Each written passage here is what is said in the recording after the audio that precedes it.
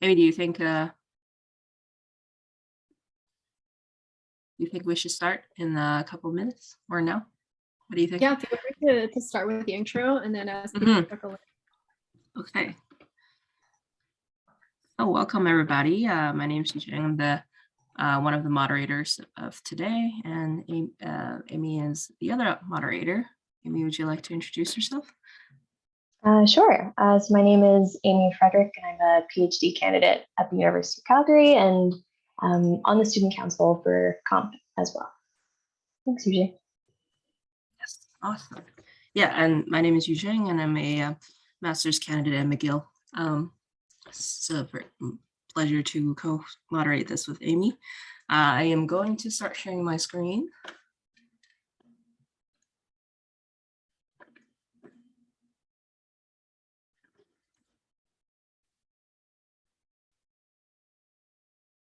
You see the whole thing?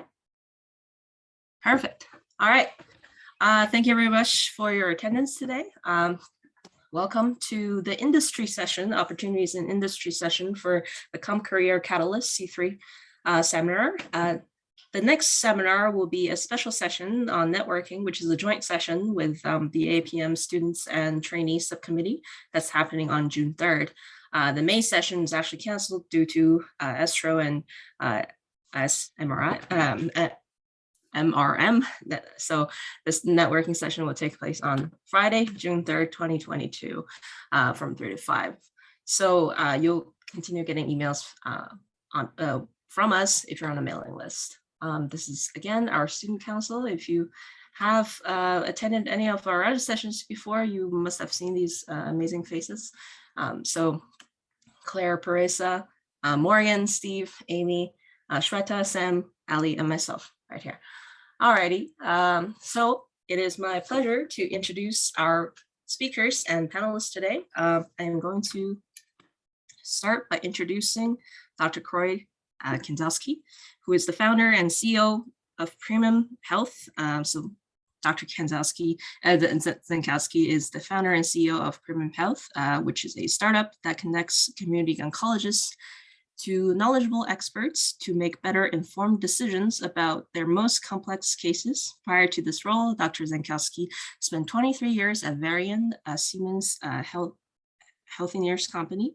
His most recent position was the Chief Technology and Innovation Officer, where he was responsible for accelerating the rate of sustaining and breakthroughs innovation by addressing the many challenges associated with innovating inside large successful companies. Kroy contributed to numerous innovations at Varian, including Eclipse, RapidArc, RapidPlan, Halcyon, and Ethos Adaptive Radiotherapy. Dr. Zenkowski trained as a medical physicist, receiving his bachelor's, master's, and PhD from McGill University in Montreal, Canada, and worked at the BC Cancer Agency before joining Varian in 1999. He is a well-respected in the global oncology community and is one of the top patent holders at Varian. And secondly, I would like to introduce Tyler Blackwell, who is a medical physicist at RapFormation. Tyler Blackwell is a board-certified medical physicist working with RapFormation, where he focuses on clinical collaboration and community outreach. Before joining RapFormation, Tyler worked for nearly a decade with Northwest Medical Physics Center as a clinical physicist in Olympia, Washington. Tyler is dedicated to service at the local and national levels. He has served the Northwest chapter of the AAPM in multiple capacities over the last several years. Among other commitments, he is currently a member of the AAPM Board of Directors, chair of the Analysis and Evaluation Subcommittee, and participates in ABR activities as an examiner. Welcome both. Thank you very much. And I will let Liz and Christian to introduce themselves when we start the panel discussion. So I shall stop sharing my screen. Yep, thank you. And so we'll pass the floor over to Dr. Zenkowski. So whenever you're ready, you may go ahead and start the session. Thanks.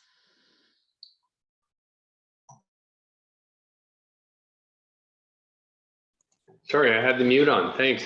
Thank you very much. It's always a pleasure to meet with fellow medical physicists, especially comp, and I'm really excited to present today at the C3. And I hope some of you have not seen something like this come from me before. But I thought I'd share with you a little bit about my journey from being a medical physicist working in a cancer clinic to becoming an executive at a pretty large company, and now CEO of a really, really small company. So titled this, how did I end up here? I'm not, even today, I'm not quite sure how all this turned out, but as you heard, I got all of my training at McGill University, honors physics, medical physics degree, and PhD in physics, and was attracted to the medical physics community based on a loved one of mine developing cancer, untreatable or uncurable cancer, and passing away from that. And it attracted me to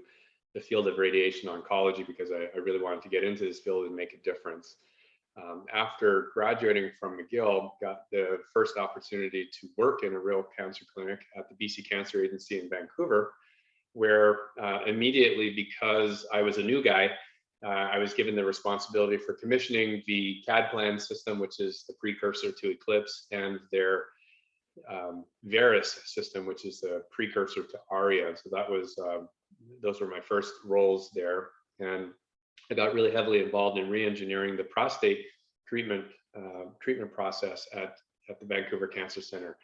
And it gave me a nice exposure both to the clinical processes and to the clinical, the clinical role of a medical physicist, as well as exposure to software and what it takes to run a cancer clinic. And so I was really happy at BC, in BC, and then I got an offer to join Varian. And so I took that opportunity, and I'll get into what my thought process was a little bit later, but went from that to a corporate executive. I started at Varian as a product manager working for treatment planning, so for that CAD-PLAN product, and that quickly evolved into Eclipse. I did a small stint in Helsinki as a development manager running the engineering department there, and then I came back to California and held a variety of roles from in product marketing, systems marketing, to global portfolio and product management, and ultimately ended up becoming the Chief Technology and Innovation Officer for Varian. And that's probably just my own affinity towards working on product and creating new things. I always wanted a role in which I got to use my creativity in a productive manner. And so being on the product side and developing new ideas inside of a large company is really, really exciting for me. And it was essentially, I would say, my dream job. I really loved doing that kind of thing. And I think any physicist who's well versed in what goes on in a clinic and who wants to make the clinic better, I think getting into a product side of an industry or product side of a company is a really good fit because of your training on how to solve problems, how to recognize and solve problems. 3 weeks ago, I made a life-changing decision to leave Varian and to become CEO of a really early stage startup. And you're the first people seeing the name. It's called Primum. We are in stealth mode. We don't have a website yet. That might go up tonight. Product is going to hit the market in May sometime. So what we're trying to do is create a digital platform that connects community oncologists to experts in the field. It's essentially, we're virtualizing something called a curbside consultation, so a very informal discussion about a patient's case. And the goal is to help community oncologists make better decisions in the treatment setting for their most complex cases, for patients who are not adhering to guidelines and things like that. There's something special about them, and the community oncologist wants to get some advice. So that's what we're up to. And I can tell you, life at a startup versus life at a big company, totally different. I'm still figuring this one out. So I'm going to fall back on my 23 years of experience at Varian as opposed to my 3 weeks of experience with Primum. But happy to answer questions on either side of that coin. So going back to 1999, when I got the offer from Varian to join them, I was happily working in Vancouver, enjoying the sun, the rain, the snow, the skiing, all that kind of stuff. And I was really, really torn with this proposal of leaving Canada and going to work for an American company. And I was very patriotic and felt like, wow, I'm becoming a traitor. Like I'm turning my back on my country, my citizens. And it was a really hard decision just doing that. And then there was a second layer of, I'm working in a clinic. I'm doing what I thought was my life's mission, what I got into the field to do in the first place. And now I have this opportunity to move to industry, and I felt like, again, not just a trader, but also selling out my PhD, my education, and wondering what am I doing? What are my internal motivations here? And it started me thinking, yeah, am I here to serve, or am I here to, live the life of luxury and eventually get a yacht or something like that? So I felt like this was some internal judgment of my own morality somehow. So I called up my advisor, Dr. Podgorszak from McGill, and I asked him what would he do? What did he think about it? And he called me a turkey, and he said, "This is a no-brainer, you turkey. You are working in a clinic, and you might have impact of 300 patients per year where you are in Vancouver. But if you join Varian, you might have the opportunity to impact 300,000 patients per year." And I didn't think of it that way. And he went on to explain the difference between having a local impact versus a global impact, where, as a company, you're impacting thousands of sites, thousands of hospitals around the world using that equipment. And then he said, "You turkey, who doesn't want to make money, right? It's not a bad thing to make a little bit of money." And then he also offered, he said, "I can pay you $100,000. It'll just take me 2 years to do it." So I decided to go with the faster route on the money, and I made a decision to join Varian and put my money where my mouth was in terms of I had been giving them tons of advice or critical feedback while working in Vancouver, and I figured it's a good opportunity to make a difference for them if I join them. And looking back on this now, I see it totally differently than I did back at the beginning. When I left Varian only 3 weeks ago, our impact at Varian is about 6 million patients per year globally. So that's a long way from 300 patients per year. I estimate, I just did a quick calculation, the products that I've been involved with bringing to market have touched greater than 50 million patients during the 23 years that I was at Varian. So I think I've had a pretty substantial impact on global oncology. And I also learned to appreciate that you can't do things for a long time unless you're making money. And so I realized, through all these years at Varian, initially being a product guy who hated the business and thought it was dirty, to really embracing it and saying, "Hey, we need to make profit in order to sustain our mission and to continue to do the good work that we're doing." So I changed my perspective, and I think that's a good perspective for you. If you're thinking about getting into industry, it's not such a bad thing. It's not a dirty thing. It's actually a really good thing. Most of the companies in the industry have a great mission, and all they want to do is help the industry. And I threw this quote up here, guys, because your mindset really dictates how you behave and how you interact with the world. And I think if you think industry is bad, well, you won't go there. But if you can appreciate the value that industry brings to the global community, I think it becomes much more palatable to you. And I love this quote: "Whether you think you can or you can't, you are right." So this talks about limiting beliefs. If you believe you can't do something, or you're afraid of doing something, you won't do it. But if you can get over the fears and think that you really can do it, you can have a massive impact on the world, you're probably right. You can, if you choose the right path. So that's how I got to where I am today. And one of the questions was, what's the day in the life of an executive look like? It's really different from being in a clinic, that's for sure. There are way more problems to be solved in the industrial world than there are in an individual clinic. It's ridiculous how many problems you get involved with.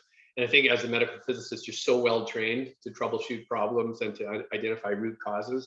You're a perfect fit for what most industry, most companies actually need. And our world is, as an executive anyway, very focused on, there's these annual cycles. There's things that we have to do to run the business. There's strategic planning. That process runs for about 6 months out of the 12 months. So we're always doing some form of strategic planning. You're looking at 1-year budgets and a 5-year budget. You're trying to plan where you're going to be in the next 5 years. The trade shows like the AAPM and Astro actually set your product development and your marketing launch campaign. So it's this annual cycle is forced on you. So there's a certain rhythm to everything we do. There's also this constant tension between the right thing to do in the long term. This is how medical physicists train and think. And then the short term, what is it that we can do right now? And you always have to balance these two things simultaneously, because you got to do the right thing in the short term to get to the long term, but you never want to compromise on quality over the long term. So this is something that's always there 24/7. As an executive, I spend a lot of time thinking about resource allocation, and really what this is trying to decide, where do we invest our time and our money? What problems should we go after? What problems do we let other people go, other groups go after?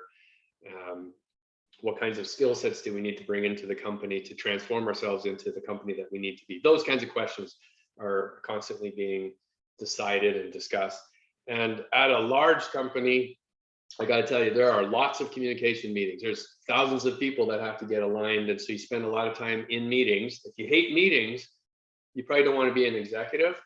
But again, mindset, if you realize that you can have a big impact by being in meetings and communicating effectively with all of your colleagues, then I think this could be there.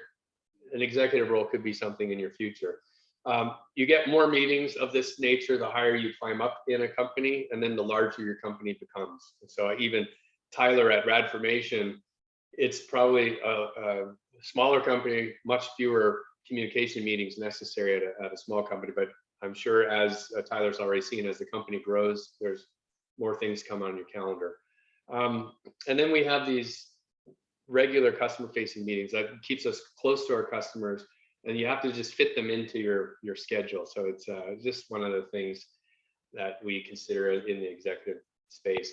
I just wanted to end, I know we're running out of time, so I wanted to end with thinking about developing my career. And if I could go back in time and be that guy in Vancouver considering new opportunities, I would have done things a little bit differently, and not a lot differently, but I certainly would have been a lot less fearful to try new things in my career. I did limit myself early on, trying to stay very close to physics where I was comfortable, and I missed really big opportunities to travel the world and be a sales representative or something like that. Again, I wasn't comfortable with money, so comfortable with sales. I was not comfortable with sales. I would have visualized more what was important to me and to my future, not just what's important to other people and to the work. You know, I focused a lot on work and I didn't take care of myself at all in the beginning. I would also acknowledge that I have healthy ambition. I'm an ambitious person, and it's a healthy thing. It's not a negative thing to have ambition. So I would have embraced that and probably worked it a little bit differently. I would have reached out for help and support much more frequently, and I would have asked for recognition more frequently. Part of my Canadian upbringing was to be very, very humble about things. And in a corporate world, not being recognized for something means you don't get the advancement opportunities. So I think sometimes you have to at least demonstrate that you contributed a lot to a particular outcome so that you get those other doors opened for you. I would have taken a lot more care of my physical and emotional health. Became very aware of this through COVID and making some changes there. And I would have applied the Pareto rule to life, and I would have spent a little bit more time with my family. I think I overemphasized work to the detriment of my family. So for you guys who are just starting out, consider the balance that you're taking. And if you use this 80-20 rule, you'll save time and you won't have to carve so much time out of your personal life. So with that, I want to thank you, and we can move it on to Tyler, and we can talk a little bit more during the panel. Awesome. Thank you so much, Dr. Zankowski, for your excellent and informative presentation. I think your discussion of the mindset for working in a clinical environment or an industry is very important for trainees who are deciding where would be a good fit and for other collaboration and interactions with industry partners. So I think that's awesome.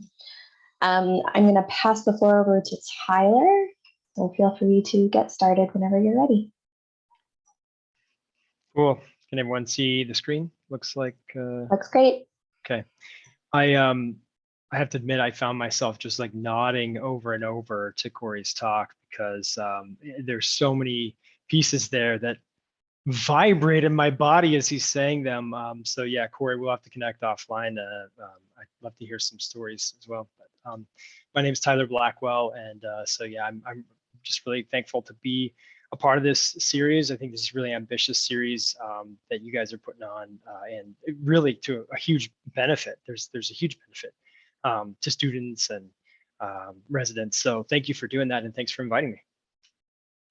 Oh, one thing I'll say is the story arc that I have here is really a narrow window, right? So I can't speak for the entire industry of commercial medical physics. I work with Radformation. I've worked with them for a couple of years. So anyway, I can't provide the full perspective, but just this is through the lens of my own personal adventure. Really quickly about me, as you know, I'm a medical physicist working with Radformation, and I work pretty tightly with the marketing team. And that may sound like kind of a foreign concept, physics and marketing, but anyway, I'll have a moment to share with you what that means a little bit later. But it's been a really interesting and fun transition. But my role at Radformation is really just a part of the contributions that I feel like I put towards medical physics. As the introduction earlier alluded to, I participate pretty broadly in other really fun extracurriculars. So, like, for example, I'm an examiner for the ABR. And so I think that it's really so much more fun to be on the other side.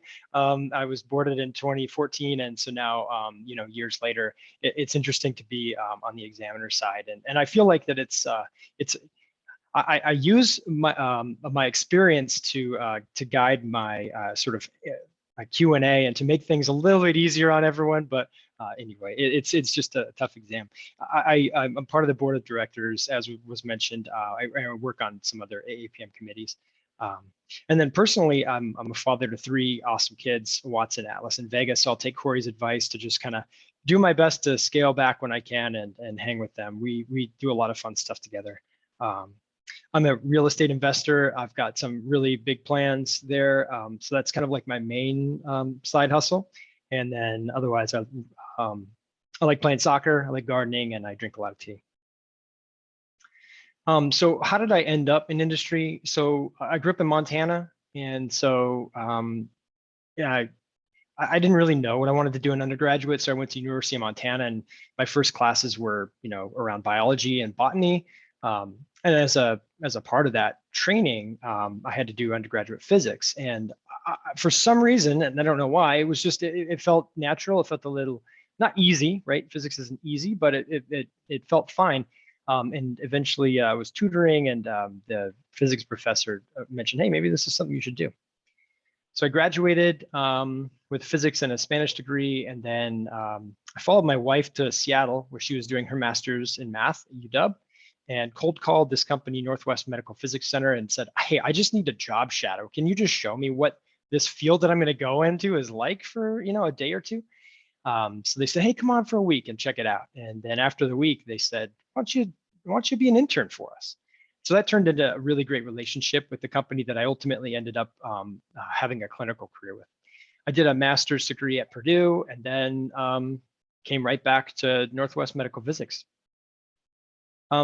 So how did I end up in industry? Well, I knew a guy, and actually it wasn't a guy at all, it was a gal. I I really liked working in the clinic. As I said, I was kind of in the clinic for a decade, and I liked that direct patient care aspect. I loved working with the dosimetrists, the physicists, and the physicians. What I really liked is that everyone is so smart and bright and driven and focused on things that we should be focused on, right? Patient care is a really noble goal. So I had no reason to leave the clinic. But I have this friend who was also working in the clinic at the time. And, as so often happens, you develop these relationships, work relationships, kind of like at the AAPM meetings or Spring Clinical or whatever. And one of a good friend of mine told me after we'd known each other for years, she said, well, I think I'm going to go do this little startup thing. And we'll just see how it goes. She's like the most adventurous person on the planet, and I just love it. And anyway, I said, good luck. I know how the startups can sometimes go, but I'll follow you, and I wish you the best. So just to kind of give you an example how it went, this was sort of the first booth for Radformation, which is this company she founded with a couple of her friends. Just a modest 10 by 10 booth, right? Nothing big. Again, the next year, not huge, but you could see a little bit more engagement, right? People are stopping by the booth, and I stopped by the booth to check in as well. And then the next year I stopped by, it was quite a bit bigger. I mean, we've got a lot going on, more monitors. As usual, I'm just talking with this friend of mine and congratulating her. I think this is a phenomenal achievement as it is. And it was at this meeting that she pulled me aside and said, look, we are growing, everything's going really well, but I think it'd be awesome to have you join the team. And I think there'd be this role that is basically perfect for you. So why don't you join? And I like Corey, I had my doubts, right? I don't know this life in industry. This is not something I'm used to. I really enjoyed the clinic. But after giving it some thought, I did see the benefits of joining Radformation. And given what I knew about the company's pasts and a few insights into the future, it was just really clear to me that there was a big opportunity if I could, do my part, if I fit the role and objectives that Liz thought I would. I figured otherwise in terms of growth, I may have had to change roles at some point, right? So either seeing new equipment and new treatment modalities, or becoming a chief physicist, or moving up in the company in the consulting group. So I knew some change was probably important in my growth. And then, as Corey alluded to too, the larger region impact was something that really hit home. We treated about 1,000 patients a year at the clinic that I was at, and that impact. If you want to, so now having joined the company after a couple of years, we haven't had a big physical booth in a while, so we're going to go really big at the next AAPM. So I think it's just really cool to as another sort of like indicator of growth that these booths are getting bigger and way fancier, and it turns out more expensive.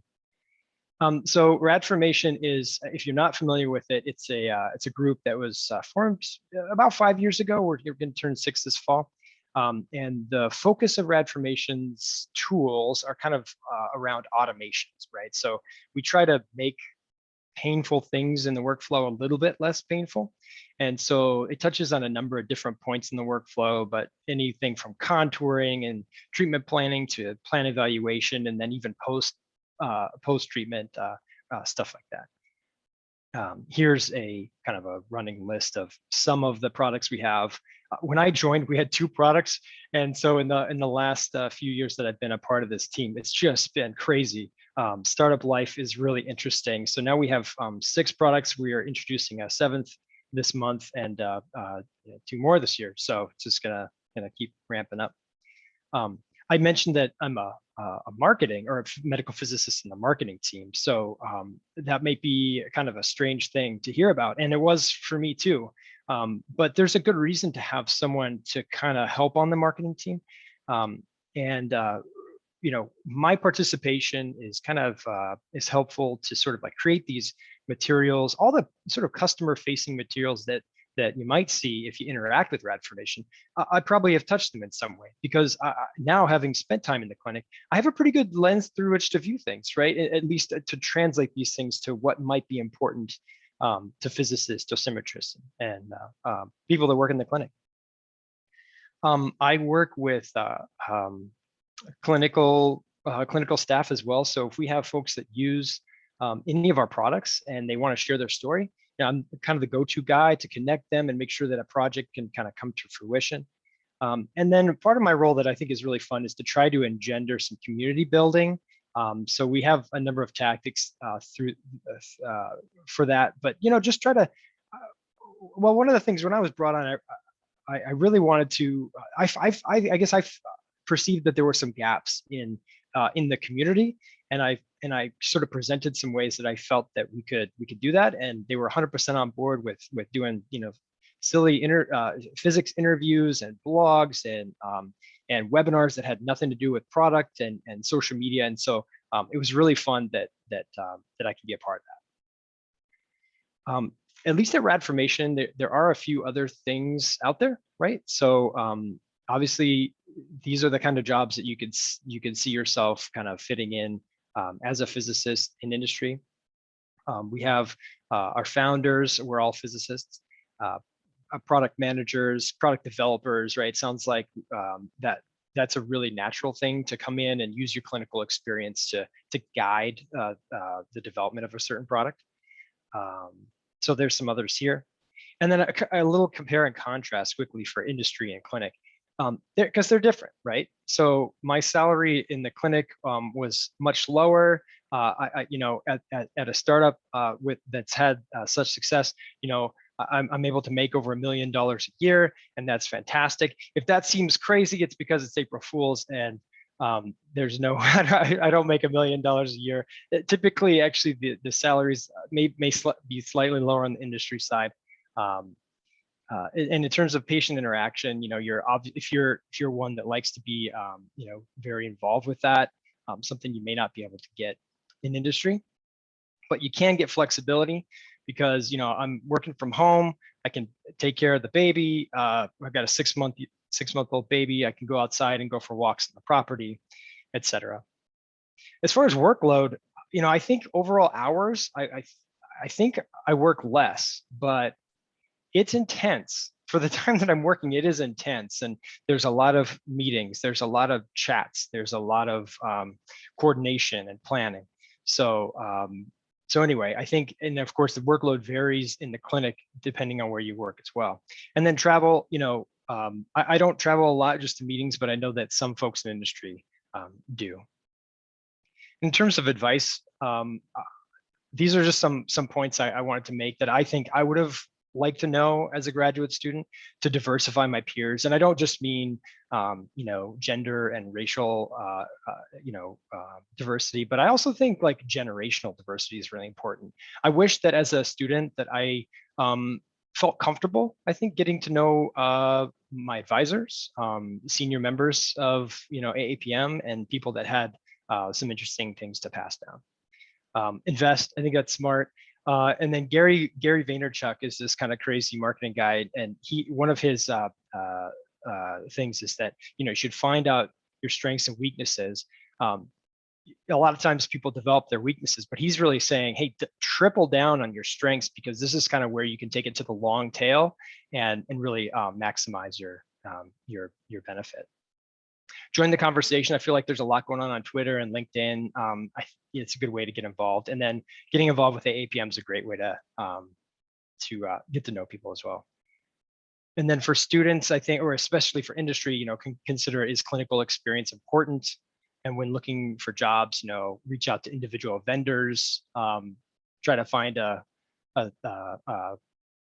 maybe a job that matches your skill set, or just have a good friend start a company. Thanks a lot. All right. Thank you very much, Tyler, for your wonderful talk. Thank you both, Tyler and Corey, for the wonderful advice that you give for us younger generation students. So I think we're now going to move on to the panelist section where all of you can start asking questions, and then Amy and I will start alternating asking the questions. So now I would like to welcome Dr. Elizabeth Wharton and Kirsten Cardinal to introduce yourself a little bit and tell us a little bit about yourself, including information like your past program, education residency, your path to industry, and a little bit of an overview of your career since you've graduated, whatever you like. Thank you. Whoever wants to go first, Kristen or Liz. Go ahead, Liz. Okay, thanks, Kristen. Yeah, so I did an undergrad. I grew up in Nova Scotia and Halifax, and did an undergrad at Dalhousie that was split between physics and neuroscience. It mainly meant that I could avoid all the stuff that I didn't like, the psychology and then the quantum physics. But then after that, I did a master's in the clinic here with Dr. James Robar, and then moved to Ottawa to do a PhD. And after that, I completed their clinical residency program and worked for about a year as a contract physicist then. But at that time, there weren't a ton of opportunities in terms of clinical jobs. And I really wanted to move back home to Halifax. And so I was lucky that an opportunity came up with a company called Adaptive Medical Technologies. They were a company that my master's supervisor, James, was one of the founders for. And they use 3D printers. They design software that enables structures that are defined in treatment planning systems to be sent to 3D printers for production. And so I've been with that company since 2019, so for about 3 years now.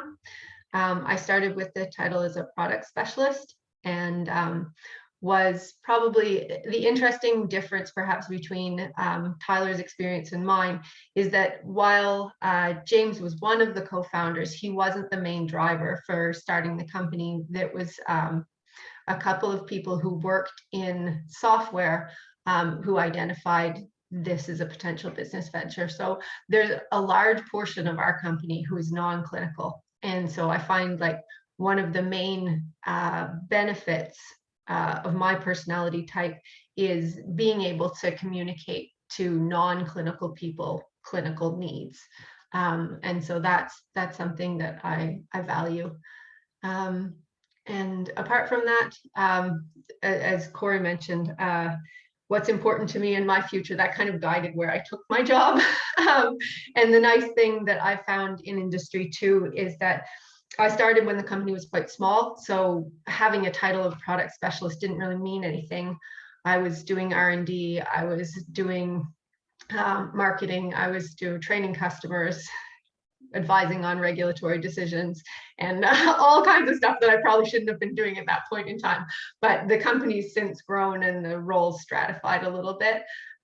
So that's one of the nice things. The one real difference I think that both of the guys before me highlighted is if you're working in industry, the flexibility is typically fantastic compared to the clinic, but you really do have to be on your toes much more frequently than I felt in the little bit of clinical experience I had.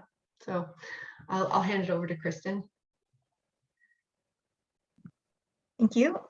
So hello, my name is Kirsten. I did my undergraduate degree and master's degree at Ryerson University in biomedical physics. During my studies, pretty much all of the research I did involved photoacoustic or optoacoustic imaging technologies. In my master's degree, I used a specific system owned by the company I now work for, which is essentially how I got the job, knowing the person who would come in and do the maintenance on the system was a connection in the company, and that's how I got there. So basically this company makes preclinical and clinical imaging devices, and my specific job in this company is either doing installations of these systems, providing maintenance and customer support, and helping grow the company, I suppose. And that's all I really have to say about that. Awesome. Thank you both. So please feel free to raise your hand if you have a question, or you can throw questions in the chat or a direct message you're using with a question as well. So it looks like we have a question from Laszlo, so feel free to unmute and ask your question. Hi, everyone. Yeah, always. So great talks. Thank you for that. I kind of wanted to ask a question about which perspective do you think is more important? Because I think many of us here, are maybe PhD students or master's student, right? And it sounds like both of you kind of did a clinical gig before you actually entered industry, or most of you. So, which one would you say? Is it the research or the clinical experience that you find you rely more on in your positions? If there is such a distinction that you can make. Yeah, I'll go first because I guess I was the first to unmute. Very good question. If I reflect back on the career, it's a blend of both, and I would say just like Kirsten, and probably it's true with Tyler and Amy as well. It's Liz. There's the experience you get when you're in the clinic that helps you translate those needs, the actual clinical needs, the user needs, to the people who are non-clinical. And I do think physicists, somehow there's a special characteristic, maybe medical physicists, in being able to translate those requirements into something that a non-clinician can understand and can build. So I think it's really important to have some clinical experience to be successful in industry. But maybe once you get to industry, at least in from my perspective, I relied a lot on the research side, meaning, there's a creativity behind research where you're inquisitive and you're trying to answer a question and you're always pursuing something. And there's never a real solid answer. So you're always going further and further and further. I felt like that's what it's like in industry. The product's never done. The customer needs are never solved, and you just keep going and going and going. So I relied very heavily on that research perspective as well. Anyone else want to jump in? I would agree with Corey on kind of both fronts. I would say that if you are looking to work in an area that isn't sort of directly measurement device, if it has any sort of clinical process aspect, one of the biggest, one of the most beneficial projects that I think I got assigned to was during my residency. I had to do end-to-end testing, and it was for something really not super interesting, but for orientation, to make sure that orientation, when you took it all the way from simulating a patient on CT through to doing on-unit cone beam alignment. And what it did was connected all the pieces in the chain. So if you are looking to be involved in sort of a solution that has full clinical range, it's really, if you have the opportunity, for example, to have experience with multiple other commercial systems, it's really helpful. Right now, one of my biggest assets is that I have my residency was on Monaco. We work in Eclipse. So having touch with multiple different systems, if you ever have that opportunity, I wouldn't pass that up. Great, thank you. Awesome, thanks. So Magdalena has a question, so you can go ahead. Okay, there's a question in the chat as well, but maybe I'll give you time to read that. Well, thanks so much, Corey and Tyler, for your great presentations. Enjoy them as always. So I have a question that's not necessarily related to industry, but Corey, you mentioned that you probably would have taken more care of your emotional health. And I think, maybe PhD students struggle with that. I struggle with that sometimes. Do you have any tips for this, or anybody on the panel, of course? Yeah, I mean, probably like most of you, I was in 5th year since high school, right? And going through university, through the PhD, straight to the clinic, straight to industry. Yeah. I've subsequently, I guess I'm just getting old, right? So I just don't have the same degree of energy as I used to have. And I found it really useful to sit and reflect, become a little bit more self-aware, and to you can call it meditation if you want, but just kind of slow things down so that your mind can focus on what's truly important. I think when you we have a tendency of just keeping active and doing stuff and doing stuff and doing stuff, and you forget to think about what it is you're doing, and is what you're doing relevant or important. And so if you just take momentarily, maybe even 5 minutes a day or 30 minutes on a weekend, just to think about think ahead about what your day is going to look like or your week is going to look like, I think it adds a tremendous perspective, and it helps you orient yourself through the day. So that's kind of a trick that I've picked up over the last couple of years. I think that's a great advice. Thank you. Thank you, Corey, for your answer. Brandon, there's another question in the chat from Pedro, so I'll just read that before we get to you. So Pedro says, thanks for this presentation. We all hear about the large companies such as Varian, Siemens, Selecta, and so on. What are the smaller companies that are out there that are doing interesting work, and what would be the best forum to network and reach them? What do you think? The floor is open to everyone on the panel and the speakers.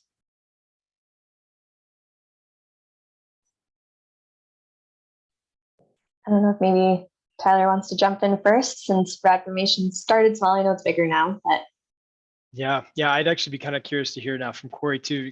Who was at a huge company and now at a very small one. So and like how you reach everyone. I think that there are a lot of small companies that you probably you might not recognize their name because they maybe serve a smaller niche. But I think if you do want to get to know those companies, there are ample opportunities. I think chapter meetings are a really great way to get a lot of time in front of vendors, and a lot of times they want to talk to you. I mean, the more they can sort of spread the word on their products and their beliefs, I mean, that's kind of like that's the reason they're there.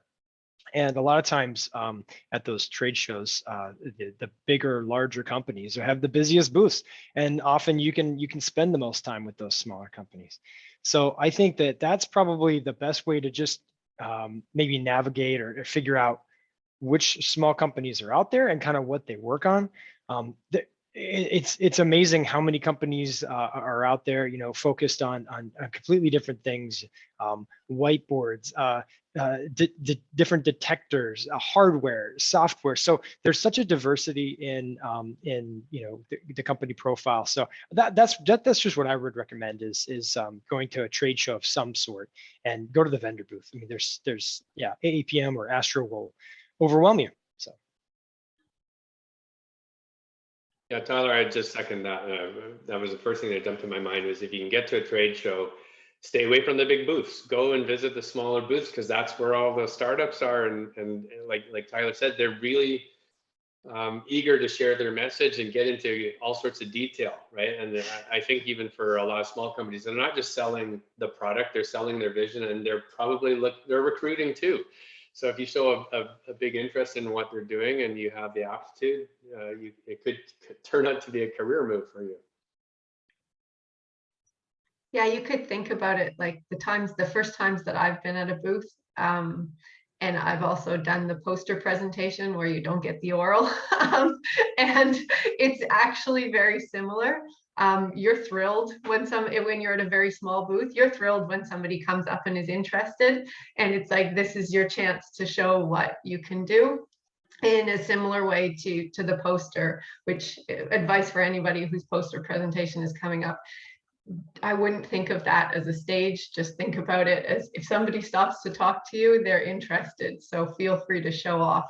Yeah, I think that the small booths, they're very happy to. And coming back to Laszlo's earlier question, if you are somebody who's got R&D experience and you haven't quite gotten to that point with clinical yet, the smaller companies, they're going to be more apt. They'll probably be people who are a bit more in the R&D phase, and that's more the type of people that they'll be looking for if they're looking to expand. Awesome. Thanks. So we'll go to Brandon next. So feel free to unmute and ask your question. All right. Big thanks to all the to all the panelists for sharing their perspectives.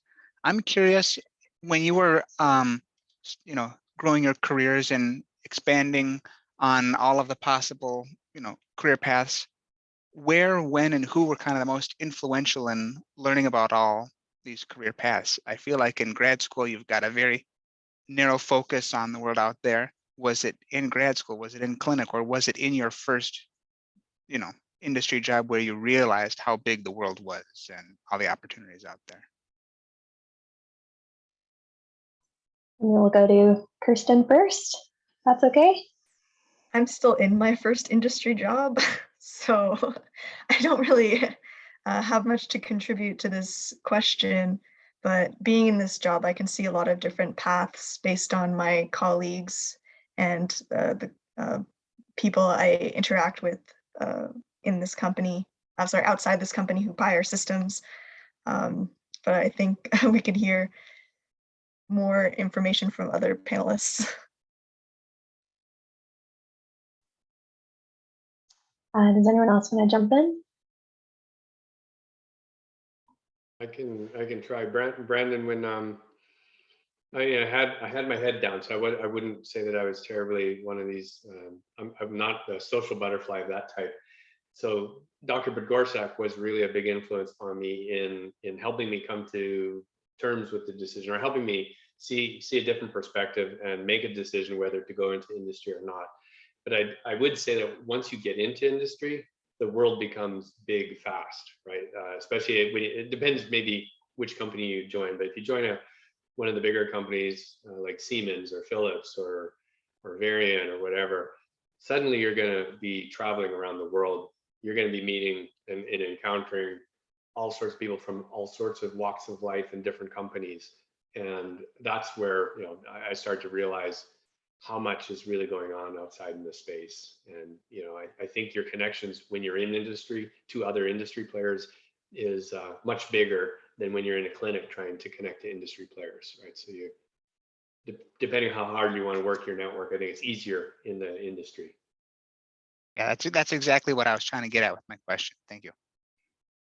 I'll make another just quick comment that, Brandon, when I was entering the profession for the first time, when I was graduating and looking to get a job, my thought was just it had to be a clinical role, and I think that's mostly because I didn't know of the other opportunities that were available in industry.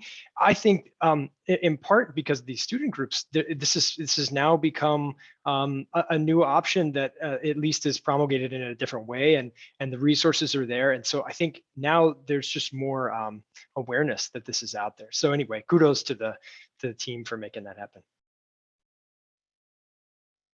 All right, thank you, Tyler. And Corey, Liz, I see you unmuting. You have something that you want to say too? That's okay. Let's go on. No, I do have a question for you. During your introduction, you mentioned something that you really enjoyed communicating to non-clinical people about clinical needs and so on.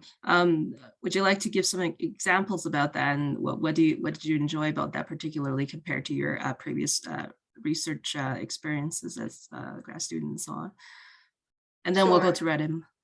Okay, so I think it was something that I picked up on while I was still in the clinic. One of my last residency projects was doing contouring variability studies for radiation oncologists. So I wasn't actually working with many of the physicists. I was working with a different group and trying to explain to them the needs of defining like a ground truth for automation. And so I think even if you are in a clinic, communication to different people outside of your group is great. They always say, like if you can explain it to your 5-year-old or your 97-year-old grandmother, you're doing a good job of teaching. And what'll help with that is if you do get the chance to TA, to do a course to TA a course that's maybe even a little bit farther outside of the regular physics stream. That's also helpful, how you can start developing those things. Our current CEO is non-clinical, and so when it comes to advocating for customer needs, I have to develop a case to him sort of in terms of a business model, and demonstrate, these are the customer stories that support making this decision. You probably have mechanisms to do that in a bigger company that, like Varian with Corey, they probably have numbers and statistics, but when you're working with a smaller group, you have to base it on individual stories. So I could try and think of, well,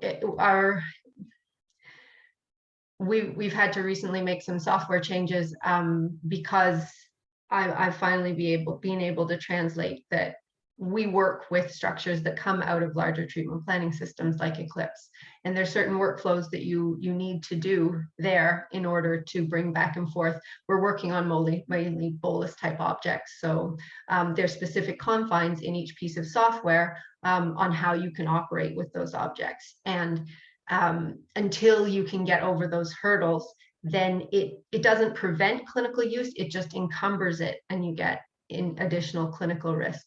So those type of conversations, us as physics background, we can see the technical details, it's boiling it down and presenting it in a way where you use terms like additional risk, workflow barriers, like translating your terminology into the other person's language.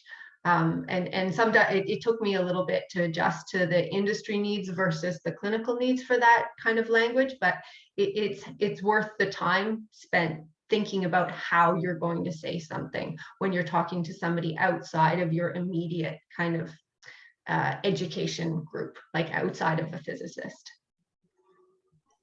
Thank you very much, Liz. That is definitely something I need to get better at myself, and I'm sure a lot of our peers are experiencing the same thing. So we'll go to Radim, and then Teresa has a question afterwards. Thank you everyone again for the presentation, and the question and answer period has been great. Actually, my question kind of changed.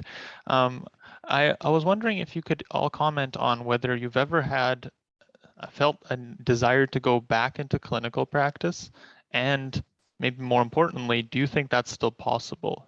How many years kind of in industry before you feel like you would have a difficult time transitioning back?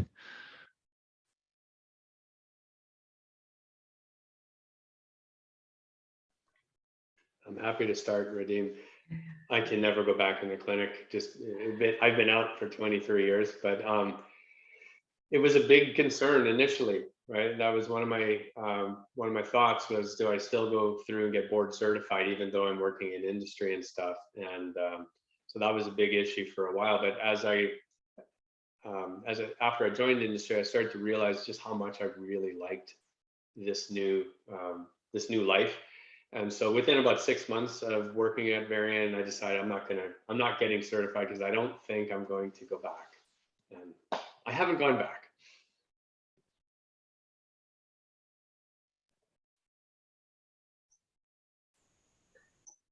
Oh, go ahead, Liz.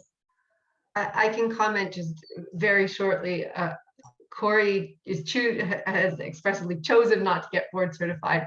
I finished my residency with a 9-month-old, and so I didn't really have the opportunity time-wise to do board certification, and now it's I'm bordering up on the 5 years since technical clinical experience, so it's going to become more and more difficult for me to get over that hurdle if I do want to do it. And one of the things that's on my list of to-dos is I'd like to try and get onto the CANPEP or the AAPM board to start working on physicists who are in industry and have current clinical experience, having that register within the organizations if they do want to pursue. So at the moment, as far as I'm aware, I haven't checked in a little while, but it has to be true clinical experience. So there are some barriers logistically to doing your exam if you haven't had it done, and also to maintaining it. So that's something to consider because it's quite a lot of overhead to get it done. And then there are as far as I'm aware, some hurdles that you'll have to go over to maintain it if you remain in industry.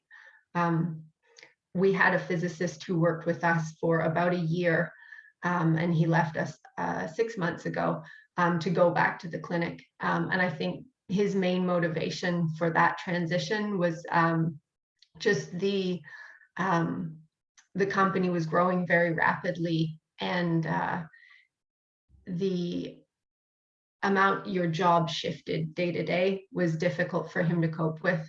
He was also working fully remotely, so he wasn't in true contact. It was during COVID as well, but he wasn't seeing the people in the company.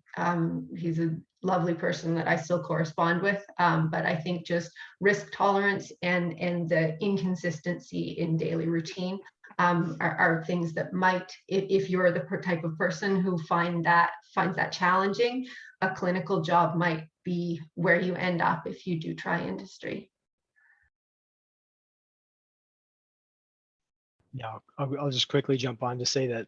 So I'm board certified, and so I can at least speak to maintaining it. You might think, well, like, why would you maintain it if you're going to be in industry for a long time? And so I think I have undertaken this maintenance of certification, thinking like, oh, in case you need something to fall back on. But I felt Corey's statement to the core that, I think I'm here. I think I'm here to stay. I really appreciate the clinic. There's a lot that I loved about it, but my eyes are sort of wide open now, and I realized that this is probably the place for me. And anyway, it's been a lot of fun.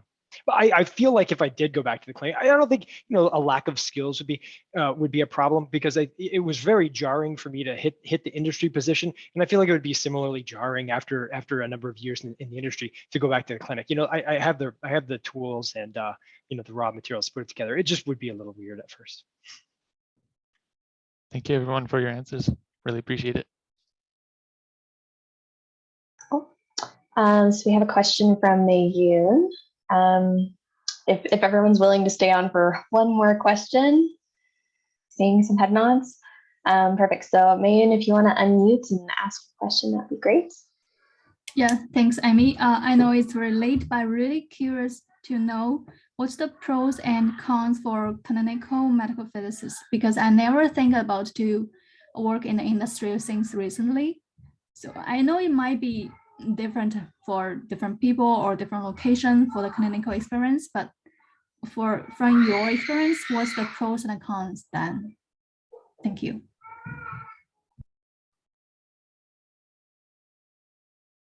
Who wants to take that one quick?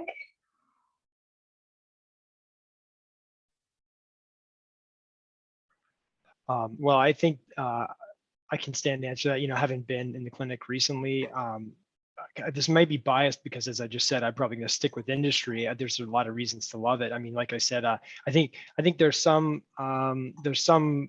pros to industry, some cons, and I kind of tried to outline it a little bit in my talk, but I think, maybe one of the pros is like the flexibility and the ability to, have a lot of movement if you want, have a dynamic environment where you've got a lot of things going on, and where you can move to different roles. I mean, I saw Corey in the last 20 years has had like 7 different roles.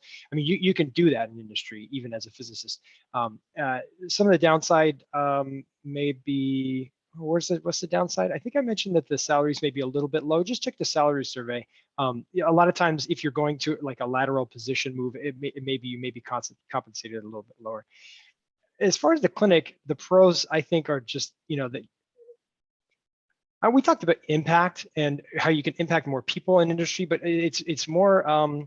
It's hard for it to not be right in front of your face there at the clinic. I mean, you're often participating in special procedures where you're seeing the patients, and you can see that impact is just very, very visible. And then I think working together as a team to see that through was always really rewarding for me. So anyway, I don't know what others may have to say about it as well. Tyler, I was typing it, but I think I'll just comment on the salary point, because it's important to understand, and it might be a decision factor. I think when you first get out of the clinic, go to industry salaries are a bit lower that's pretty true. And I remember early days of my career talking to my friends who got jobs in the time of IMRT and saw their salaries versus mine. I was questioning whether I made the right decision, but I have to tell you, over time, industry salaries tend to climb faster than clinical salaries. And for some of the larger companies, and maybe even some of the smaller companies, you do get access to equity. And that's ownership in the company, shares. And over time, that becomes substantial, right? And that be for someone who's like me, I was in the same company for 23 years.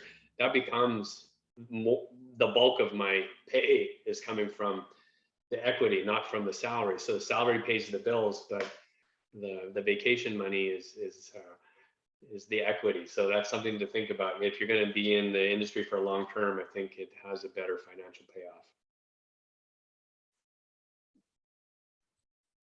Thank you for your points, Corey and Tyler. I see some great comments from Andre and Erica as well. Do you guys want to unmute and comment anything? If not, well, do you?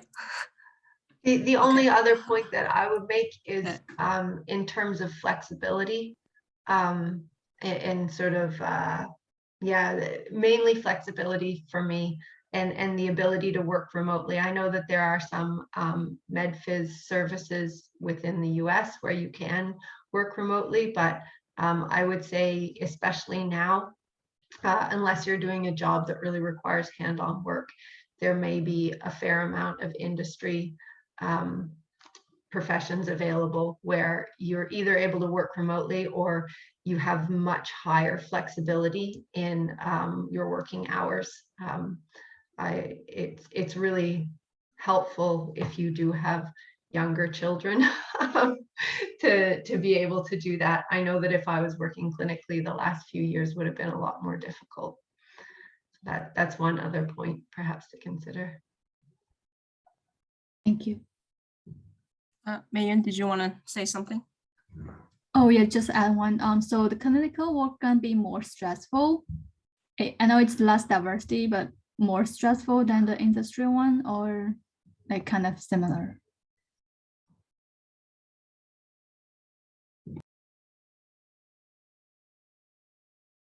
Very shortly, my answer is the same. It comes in waves, I think, either way. That's my opinion. Thank you. There's a lot of stress in the industry as well, different kinds maybe. Yeah, I was just going to say a little bit different just because you don't have a patient on the table, but there's plenty of stress in both. Okay, great. Thank you so much. Thank you very much, everyone, for your great answers. I know this dragged on a bit longer, so thank you for staying.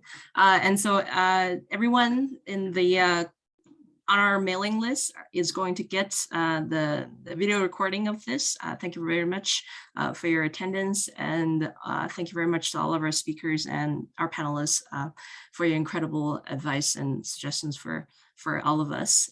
Thank you, Amy, for moderating this with me, and thank you, Claire, for taking on the great leadership to initiate the whole C3 seminar series. All right, we'll see you next time.